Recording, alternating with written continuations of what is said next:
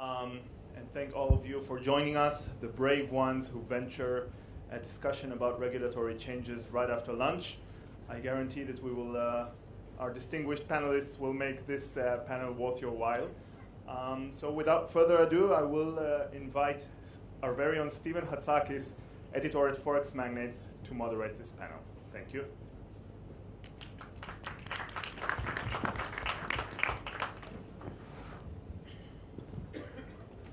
Hello, everyone. Thank you for joining.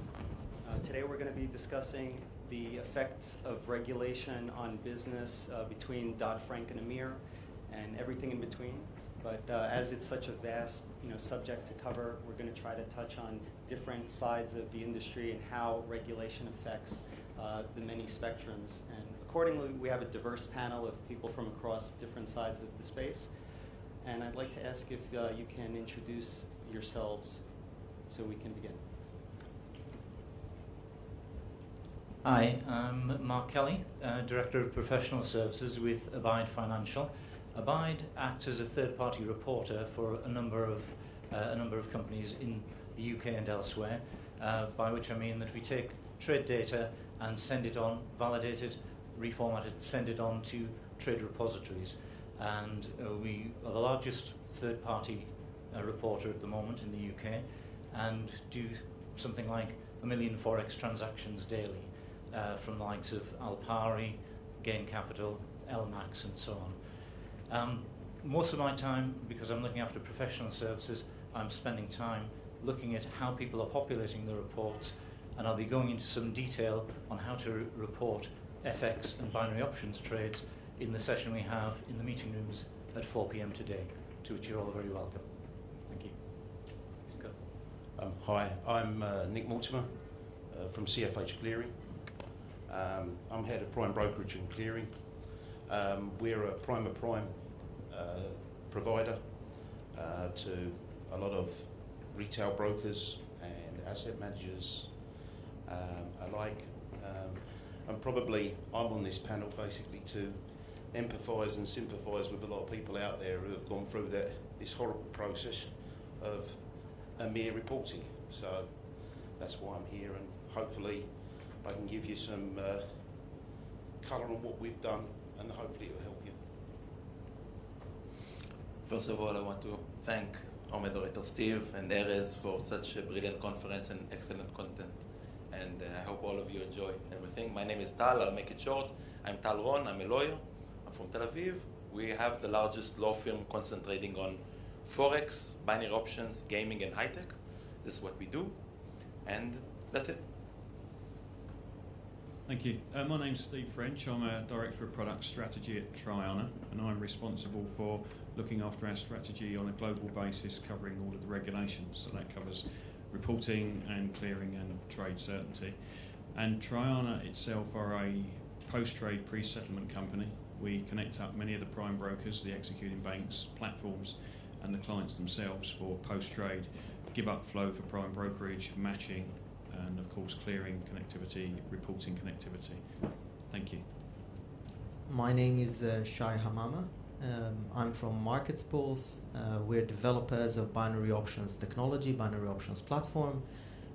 We've been out there in the market since 2008, so we've seen a tremendous change in regulation, and I'm here to provide the aspect of the technology side and how did the brokers that we work with are dealing with the changes in regulations and how it affects the technology.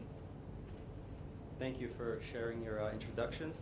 So we'll start with the effects of regulation on business, and I'd actually like to start with Shay, if you could explain, what has been the most pressing regulatory issues that you've noticed that are affecting, retail brokers right now, from the companies you've worked with, from the feedback you've had.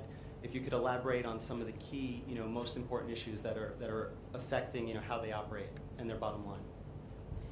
I mainly think that it's a matter of jurisdictions, of course. It depends on under which regulations you work, if you work in Japan or Europe or the US. The thing is that these changes in regulations that can come from several points or several aspects can affect even other aspects of the operation.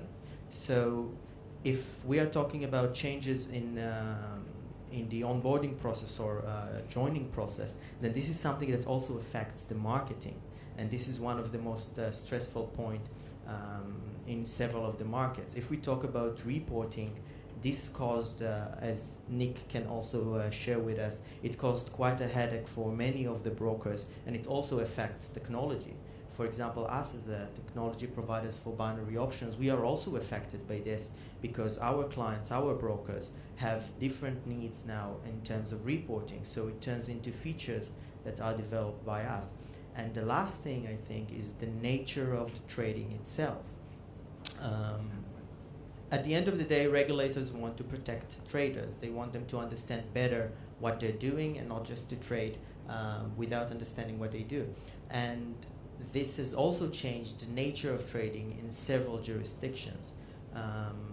And it's also, it's a challenge for the brokers because they want, on the one hand, to satisfy the client needs. And on the other hand, and the client wants quick and simple trading. And on the other hand, they need to satisfy the regulatory requirements. So again, if I just summarize, it's the nature of trading, the reporting, and the onboarding process. These are the three main points and most stressful points for brokers as far as I serve. Thank you. And could you tell us also how this has impacted your company, Markets Pulse, with development and dealing with your customers? Yes, of course.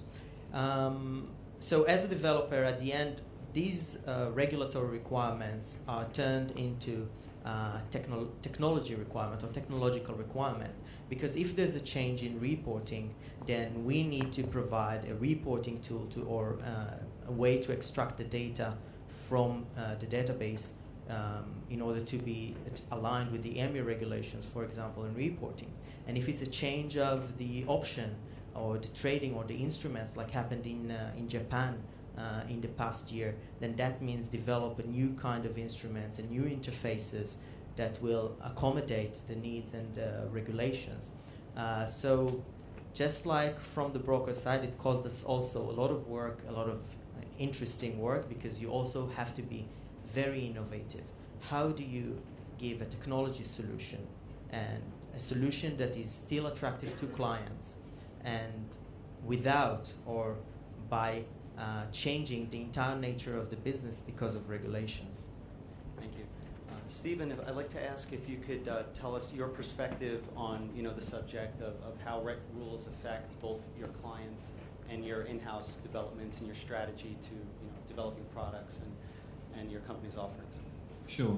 I think the first thing actually is that the biggest question for everyone probably in the audience today is what is the regulation? So what does it mean to me, and how do I interpret it, and who do I seek for advice to interpret it? So we spend a lot of time reading the regs. We're very much tied in with the regulators, and software companies I think have gone in a transition now where they once upon a time used to be small and consultative, and then they had to find new products all the time. I think it's coming back to that consultative approach now, where we're being looked upon at Triana as a voice in the industry. We're plugged in. We work very hard to be plugged into all of the user groups. And then we actually consult with our clients to help them understand the regs, which is the first thing. Then we have to build out our solutions, and one of the things we do, given that we're in the middle of a lot of the messaging, is manage the processes around, many of you had this issue yourself, I guess, with the trade identifiers. So who generates a trade identifier, who moves it on, what happens when it hits a clearinghouse, for example. So again, it's this understanding. And under Dodd-Frank, for example, for just a second, there are still many, many questions around four-way give-ups under the prime brokerage model and ECNs versus swaps execution platforms, which will be an OTF in Europe. So there's a massive impact, and that's still going on. For us, we have to be ahead of the curve. So we have to plan and we have to strategize and we have to put something out there that we think is going to resonate with the client base, the existing client base and the new clients.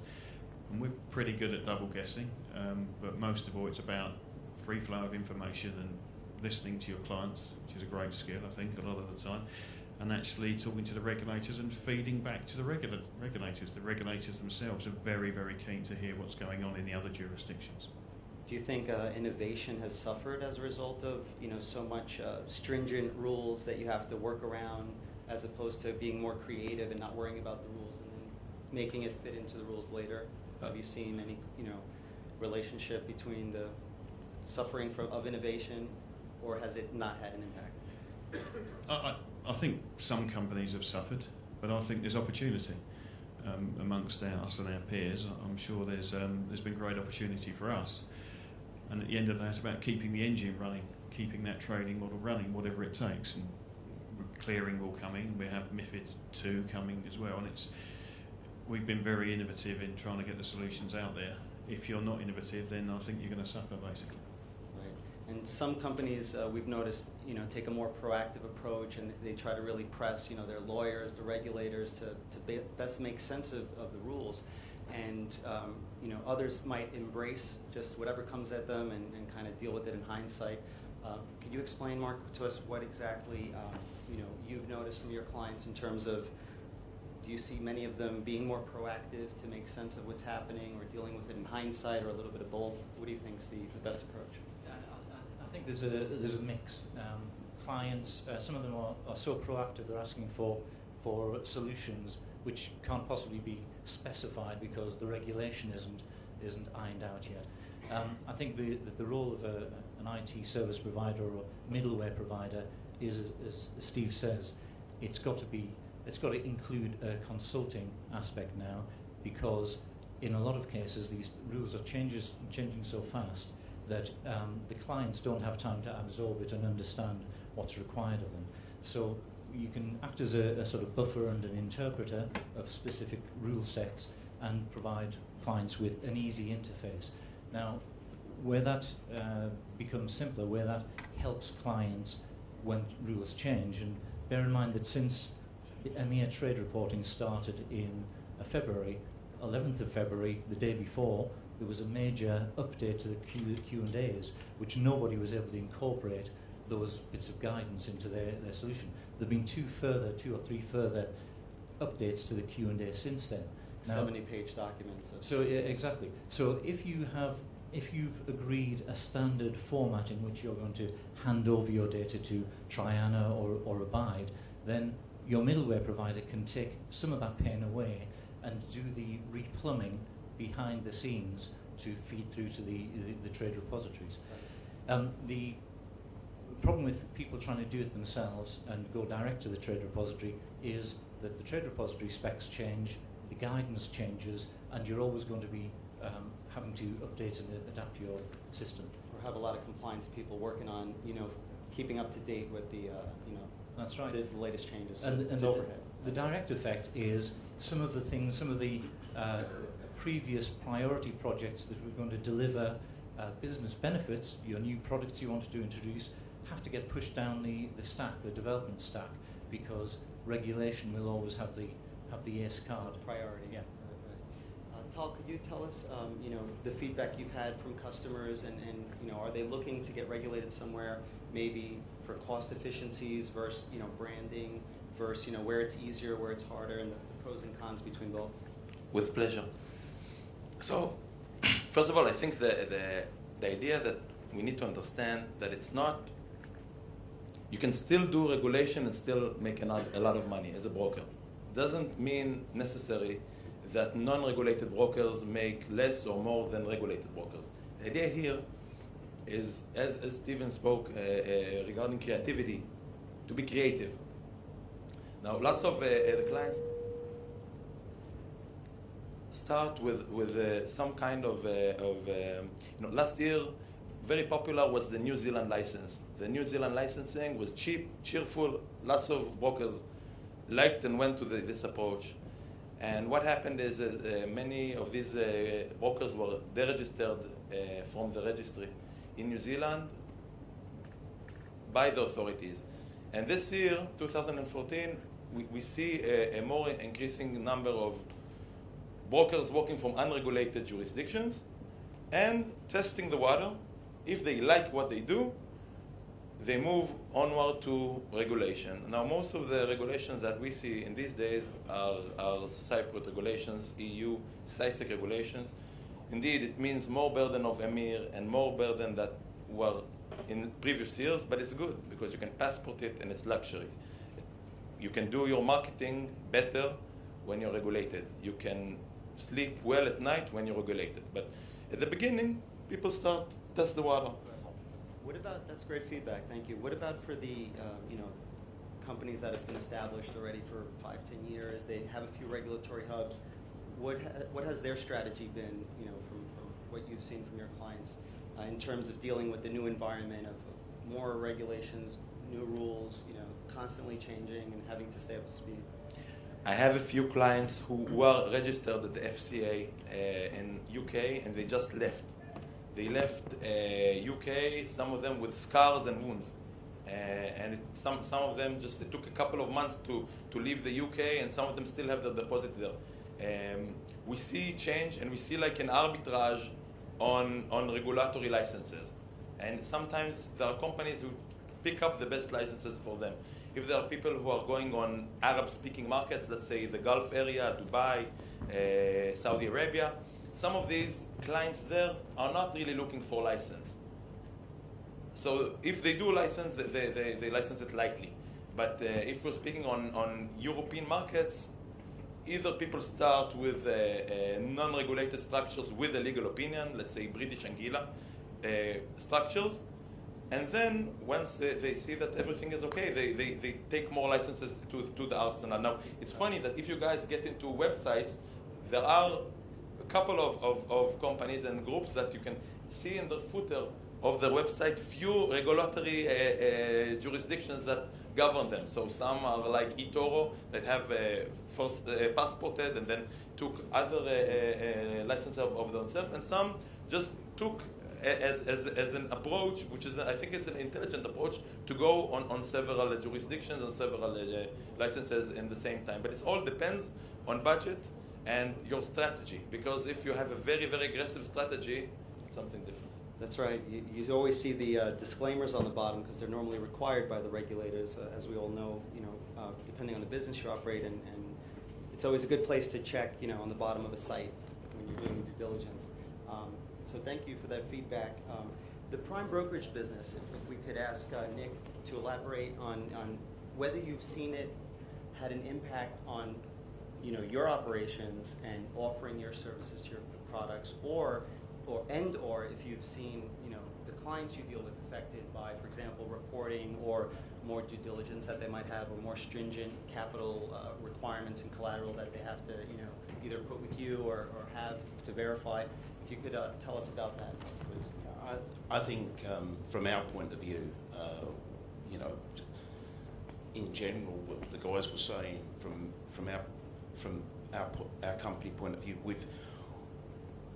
reporting is a big thing if you're working from a prime brokerage standpoint or a prime.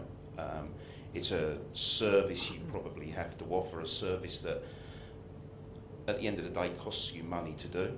I think you have to take those costs into your company, and if you're doing the reporting on behalf of your clients, there's two options. One option is to connect to the trade repository yourself, or you can use one of the third-party reporting people that are out there. I think from our point of view, I think what we've seen is that it's in a way it's affected our business by we've not been as innovative and done the projects we wanted to do, and we've spent a long time doing projects, reporting, and then you're always thinking about the next thing that's coming along, portfolio reconciliations, collateral evaluation, you've got to. It's a permanent job. It's looking at it constantly, and I think with that in mind, you then have one eye on who do you want to onboard. You want to onboard, are you going to onboard people?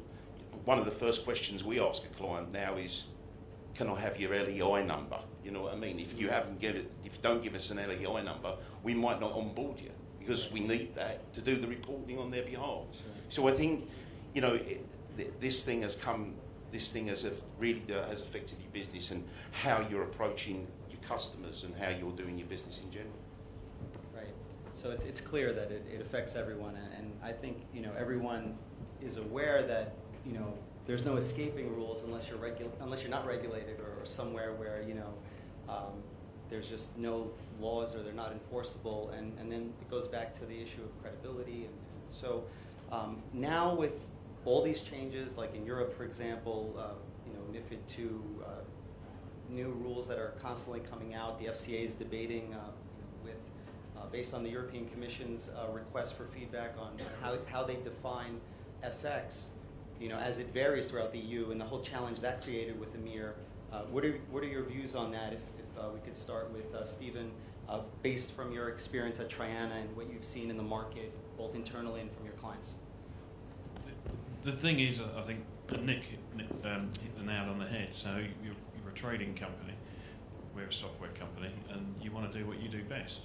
And if you're trying to build regulatory solutions and you're trying to interpret MiFID II or FCA guidance or post-TR submission reconciliation, and you're not doing your core job, you can liken it to the building industry for just a second. In the UK, you spend more time as a small builder now getting health and safety and pension funds in place, so there's only 3 guys in a van, trying to do a bit of building work. So I think it's the same for the brokers. It's trying to concentrate on what you do best and leverage what you can by outsourcing, for example.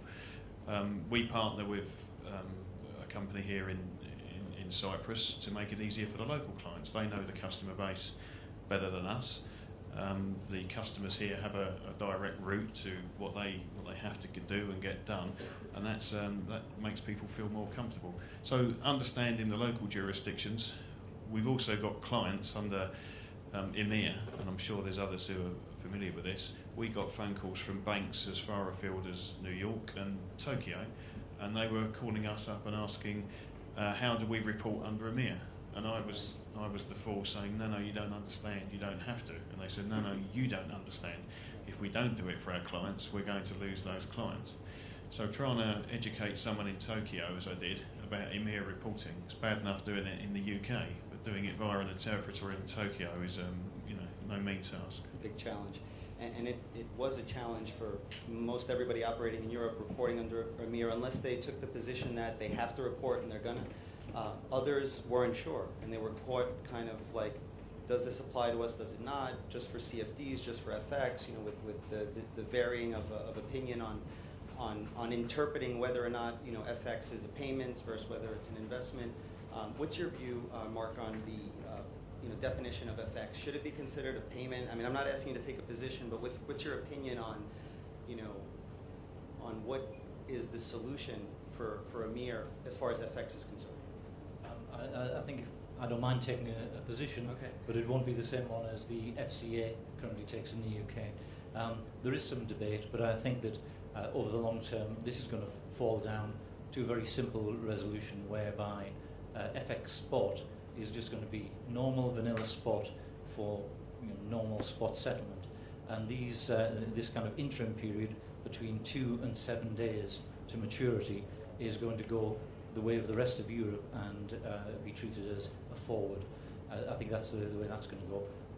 What we also need to remember is, completely outside of that discussion, rolling spot Forex has been defined by the European Commission as a CFD. It's a CFD based on a currency, and that was established a couple of years ago.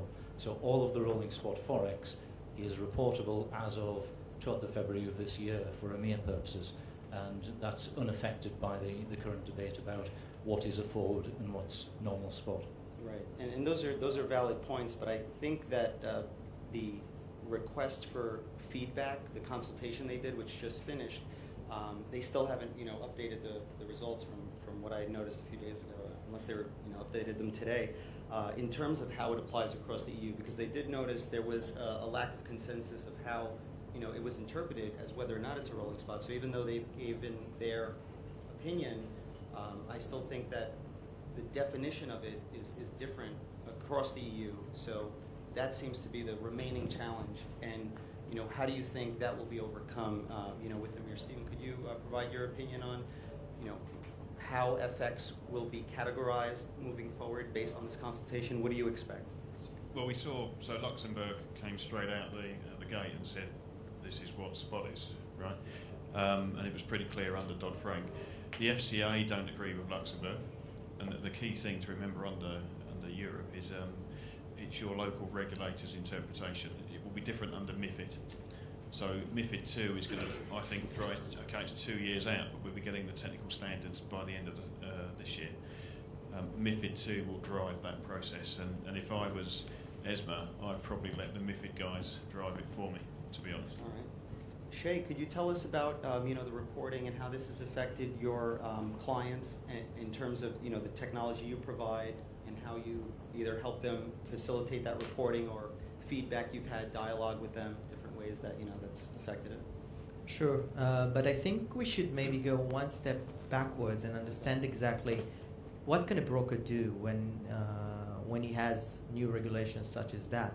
I mean, there's a very fine line and a very, the broker has to balance at the end of the day in order not to lose his client base. But he cannot say, I'm not going to follow the instructions or I'm not going to follow the regulations. So he has his client base, he has to continue following, and he has to do what it requires from him in order to continue on that. And I think it's not just reporting, because currently, yes, the EMIR is around reporting, but fairly quick we'll see more changes and more regulations, and if it's on the assets and how they're traded and how the instruments are traded and when can you offer and what type of offer can you give to your clients. And it's going to be to create, if their position is to make full standardization of the entire of Europe specifically here, and also several other regulators worldwide, they follow them. So I think it's going to be more globalized, like in terms of everyone adopting similar standards, like moving towards one rule for everyone. I can't see it globalized to a level of one rule for everyone, but there is. I mean, regulators do learn from each other. We see how regulations in Asia or in Australia follow sometimes the UK, sometimes the other way around. Also, I think Tal mentioned it in a mini sentence, but once, for example, in the European Union, it's the most obvious situation where an FCA regulated company can offer one thing on a certain way, while a regulated Cypriot company under the CySEC can give a totally different offering to the same client, and they are both regulated because the CySEC regulation has been passported to the UK as well. Now these gaps have to be closed. I mean, it will be closed at the end of the day. There will be some sort of a standardization. This is what the MiFID is trying to do. Now, since brokers don't really have the opportunity or the decision whether to take it or not, they need to cope with it.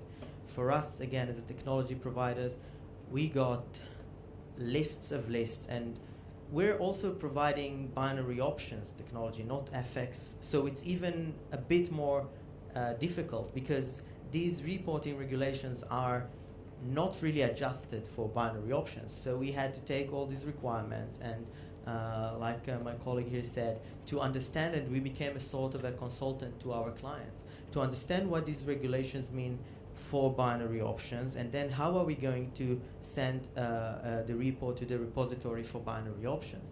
So yeah, it has affected us tremendously in this way, mostly in a manner that we're not just technology providers that get a list of requirements for the client, because the brokers sometimes are a bit confused with it, especially because it's binary options.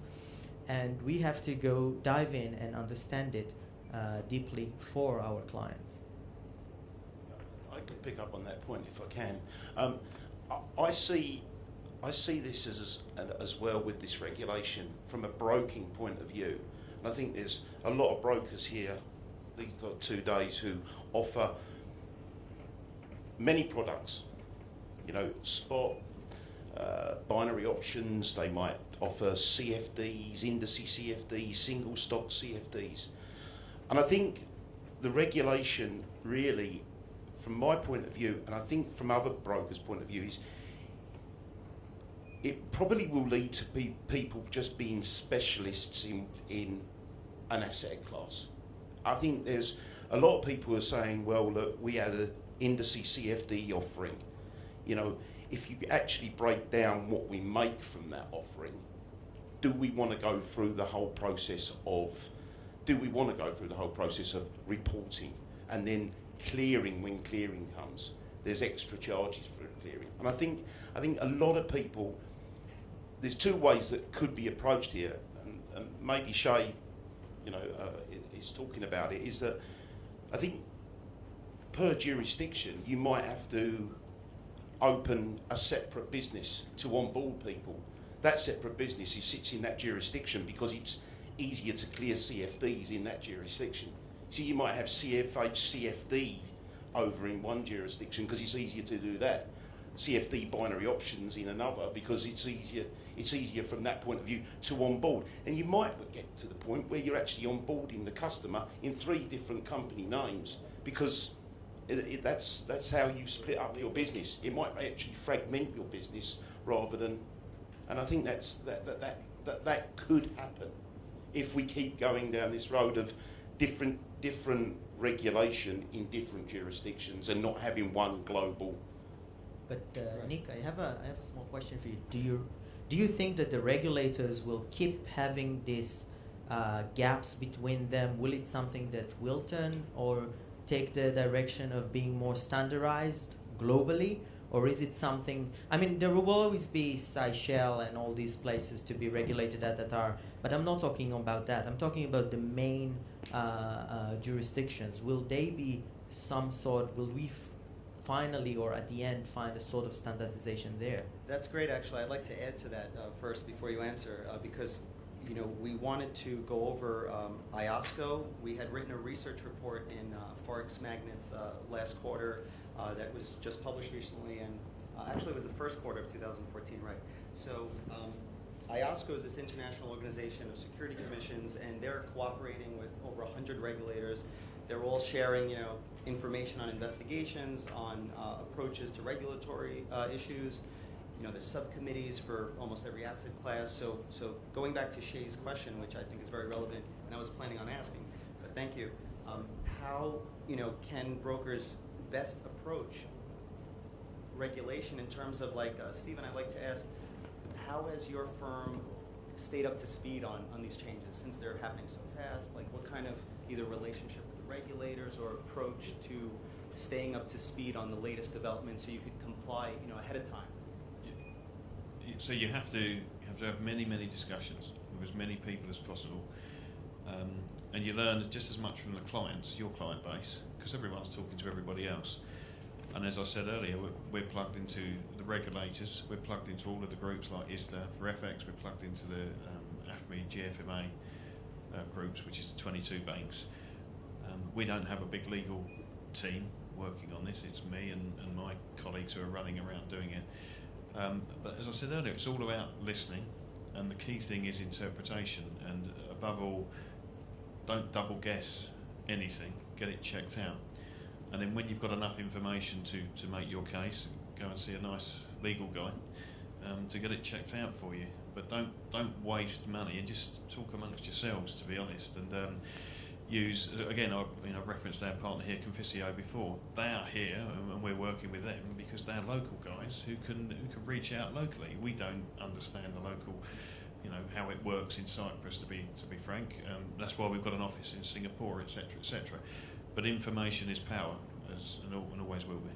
Do you work with? I realize you might not have a huge compliance team, but do you work with foreign counsel or outside counsel to interpret the rules when they come out? Yeah, we do. So we do reach out. We have an internal team that we can call upon around our holding company, and then we reach out to the various jurisdictions. But the best way is we go straight to, say, the Monetary Authority of Singapore, who are very open. And if I'm blunt, the most difficult jurisdiction to work with for us are the European guys. I can get a meeting anywhere globally. Europe's pretty tough, to be honest. We'll get to Europe in a second because there's some things I'd like to bring up. But going back to the point of speaking to the regulators, Tal, have you had successful interaction with regulators in dealing with and trying to make sense of their rulings and their Yes, of course.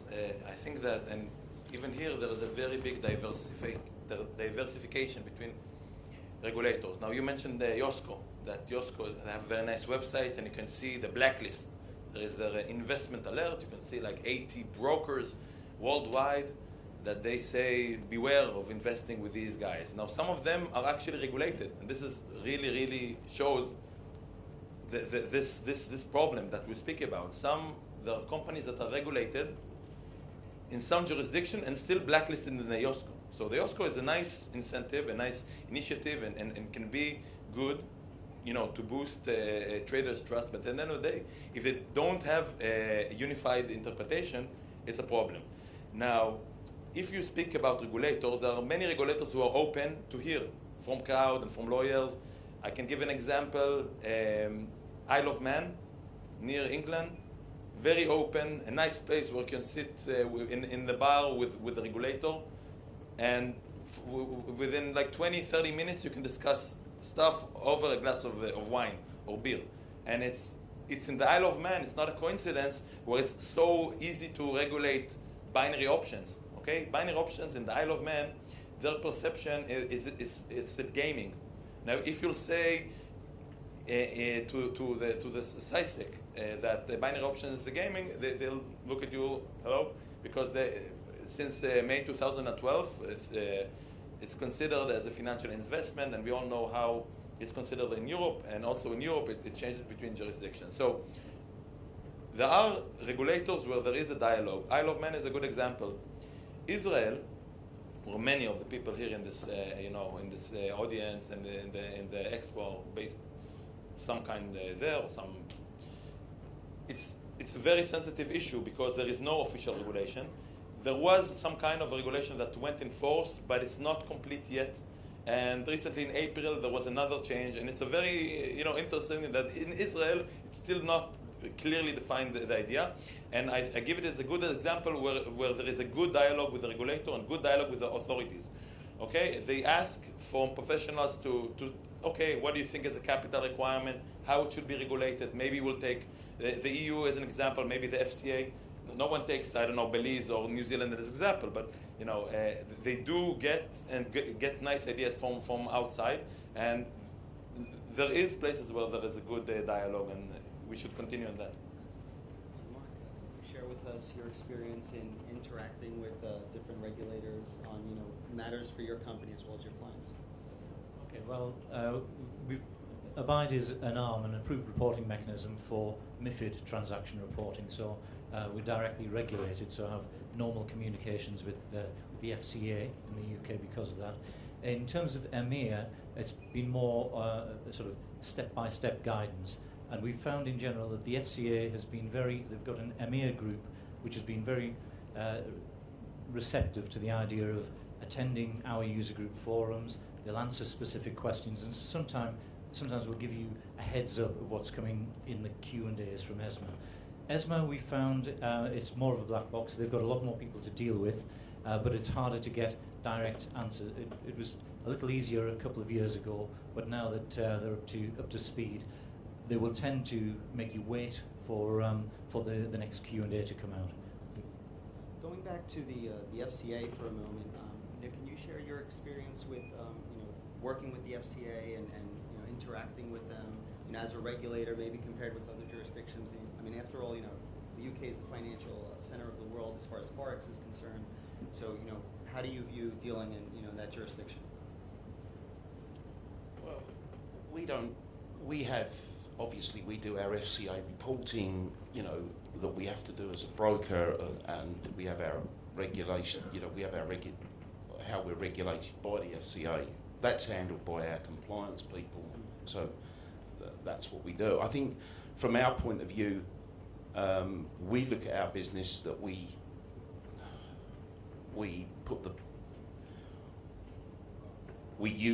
use a prime broker, and therefore, because we use that prime broker, a lot of the stuff is given out. We look at them as a third party to help us with that stuff. And I think from the regulatory point of view, I think, you know, going forward, I don't keep up to date with all these changes. I use my contacts at my prime broker. Steve's a font of all knowledge as far as I'm concerned. I use him as well. Then let me rephrase the question. Pardon me. When you run your business, you know, day to day, is compliance something you have to worry about, or are you able to rely on the other people to do that, and you're able to just, you know, focus on getting your job done? Or have you noticed that, you know, rules in recent years have really affected how you even run your day to day, maybe to a significant degree, or maybe you haven't even noticed it?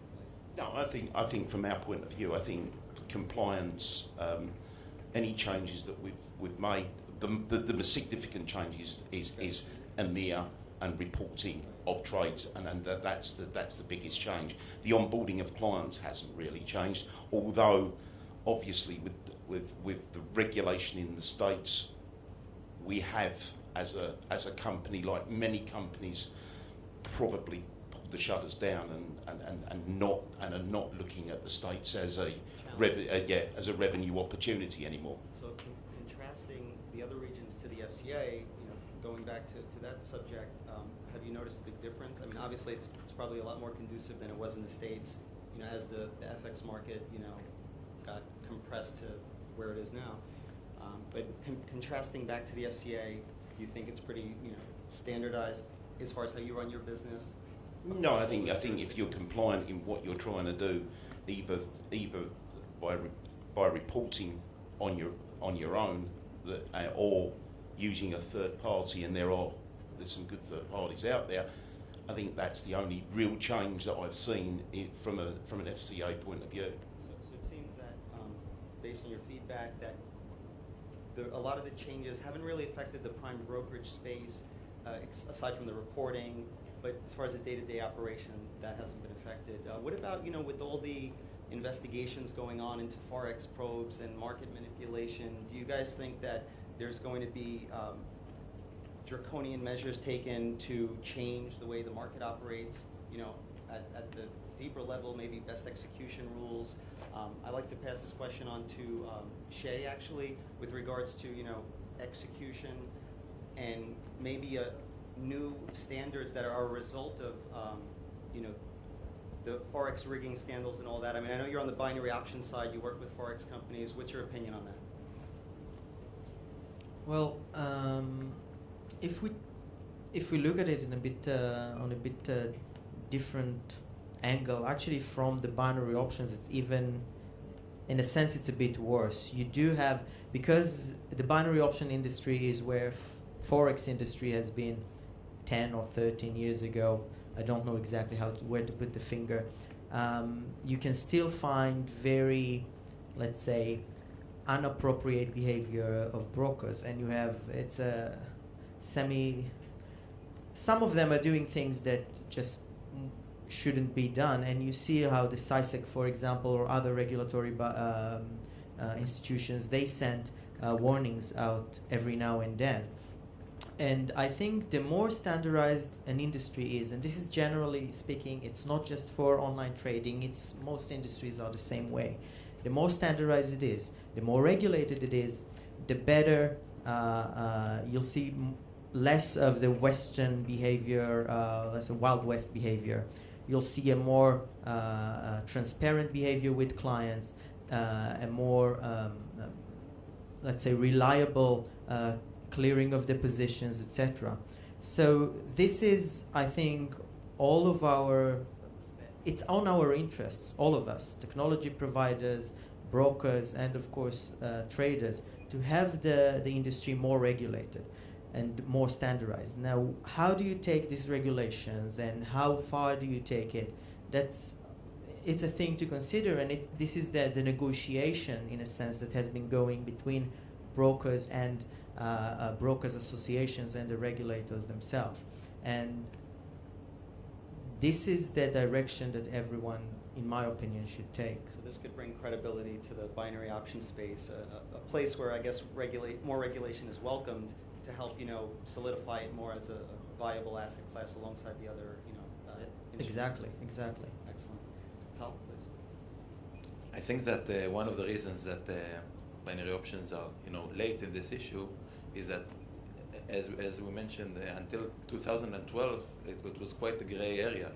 Only then it started to be treated as something that should be regulated. Now, historically, there weren't many companies, binary options brokers, before 2011, 2012. I think the biggest, boom started in recent years. Maybe Shai will tell me if I'm wrong, but I think that You're right. I'm right. Okay. So, historically, many of those binary brokers were regulated were incorporated in BVI, because BVI back then didn't have any sort of regulation. It looked like a black hole or a place where you can do anything and just get away with it. And what happened is that in the recent years, the BVI have a regulator. They have the IFC, the FSC, the BVI FSC, and the Financial Service Commission. And what happens is that they blacklist. And they blacklist, and it's so it causes so much harm that even Google remembers a broker as blacklisted even years after they finished regulation somewhere else. And it means at the end of the day that, first of all, people should always now start to consider regulation, even light regulation, and even if they're not regulated and operating from jurisdiction which does not have FX or binary regulation, they should say and should still have what Shai mentioned. He didn't say that word, but I think you meant the same issue, some kind of self-regulation. It means to work on more transparency, less do manipulation, be honest with the clients, because at the end of the day, no one likes to receive a letter from the AMF in France or from the Consob in Italy. And sometimes it's letter, written in Italian, translated to English, or sometimes only in English, stating that a broker is now subject to a fine of 250,000 euros. Now this is... I think it's not just a legal matter. Even if we look to the future of these industries, it will be much more clear and much more stable industry if everyone just... Because otherwise we're, in a sense, you'll see brokers that are ruining the industry that they are in, and this is just something that is absurd. It's a good observation, and the analogy you made before to FX is very on point, because binary is kind of lagging FX, maybe, 5-10 years, with regards to its evolution and the path that it seems to be on. So, like Tal mentioned, the approach to regulation might be for brokers to self-regulate as opposed to wait for the regulators to take draconian measures. So going back to that point, Mark, could you share what do you think about the whole news attention that the FX rigging and market manipulation has been getting, and whether or not you think that might cause the policymakers to be under pressure from the politicians to kind of force the regulators to make some draconian measure? Do you think that might happen, or do you think what's your opinion on the future for that? Well, it's interesting. Some of the problems that have come out in recent times, the sort of market manipulation and suppressing gains and passing on losses and so on. Some of that's resulted in fines is not the result of any new regulation. This is the result of regulation that's been in place for a long time for securities firms, equities and bond type trading. What's happening is that some of that existing regulation around suitability of products, marketing of products, and manipulation of markets is now coming to bear on the FX environment. I think that's partly because the regulators haven't really had much perception, much overview of what's happening in these markets until quite recently, when they started asking for reports. They're now collecting the information that they need to be able to actually identify wrongdoing. And it was interesting. We did ask on a panel, a few of us who were on a couple of months ago. We asked the FCA, why are you collecting my nano lots of euro dollar which have no systemic risk at all? And the response was, EMIR trade reporting isn't just about systemic risk. It's because in a lot of jurisdiction, some of these OTC trades have never been collected. Regulators, the local, national competent authorities, haven't had any insight into any of these trades. Now they do. Now they're able to see these on a regular basis, and we can expect more things to get flushed out, more market abuse and client abuse themes to come out just from that greater visibility that the trades have got. I think that collection of data allows them to, if they're,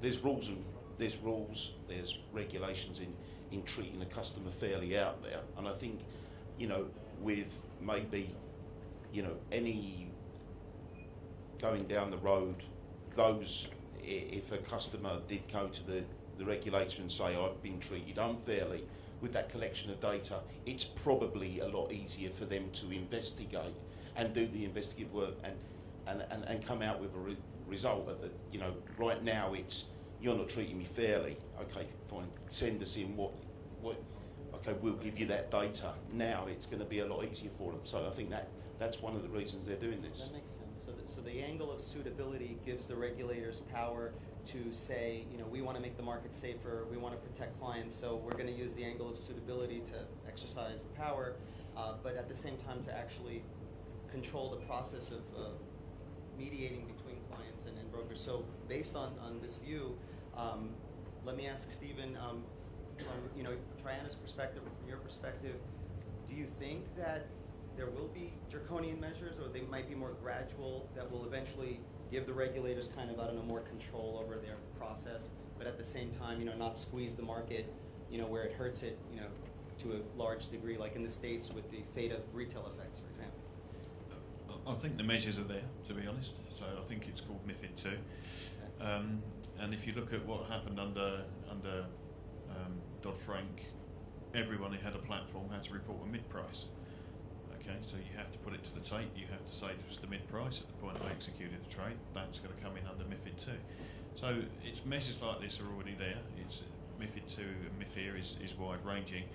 They will keep an eye on other measures. I've got a map actually that shows all of the jurisdictions and the measures on a global basis, and there's no room left on the map for anything else. So I think they're there. CFTC we've seen give numbers and numbers of no action relief letters. So they will bring it in, but they will give you a respite at the same time. So there's a pressure valve built into a lot of these regulators.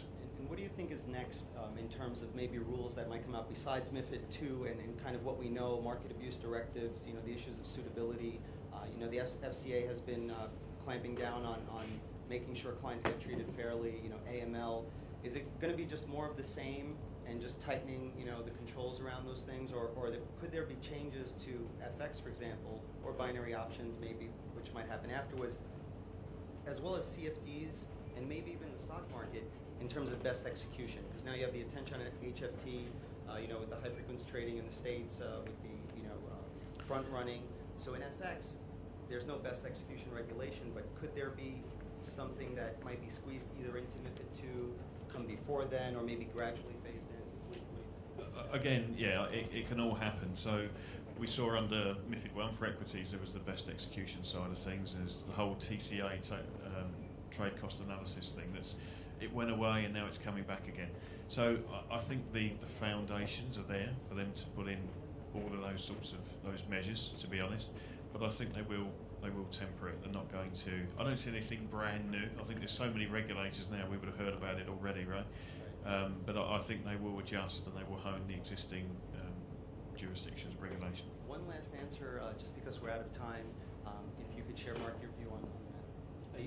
Yes, I just wanted to say we're starting to see a couple of, not all regulation that affects you is EMIR or MiFIR. We just had a recent a letter went out from the FCA to firms in the UK giving their opinion on copy trading, social trading, which I know a lot of you are involved in. They decided that, or it looks as though they're going down the line that copy trading, where you automatically have your trade done for you following another successful trader, will be treated as discretionary trading. And if you offer that service, you'll have to be registered as an asset manager, which is different from being an execution-only broker.